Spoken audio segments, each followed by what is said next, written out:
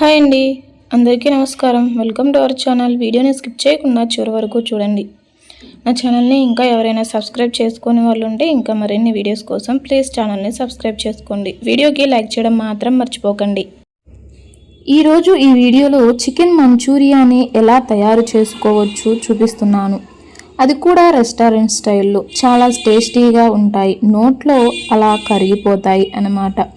పిల్లలైతే కుమ్మి పడేస్తారు. మనం జనరల్గా రెస్టారెంట్కి వెళ్ళినప్పుడు చికెన్ మంచూరియా ఆర్డర్ పెడితే కనీసం 250 to 300 వరకు ఉంటుంది. అది కూడా ఒక 8 pieces 9 pieces సర్వ్ చేస్తుంటారు. అందరూ కలిసి తింటే అలా 2 ముక్కలు మాత్రమే వస్తాయి. దాంతో కడుపు నిండదు, సాటిస్ఫాక్షన్ కూడా ఉండదు. అదే ఇంట్లో మనం ఈ చికెన్ మంచూరియాని తయారు చేసుకుంటే ఎన్ని కావాలంటే అన్ని కడుపు నిండా తినేసేయచ్చు.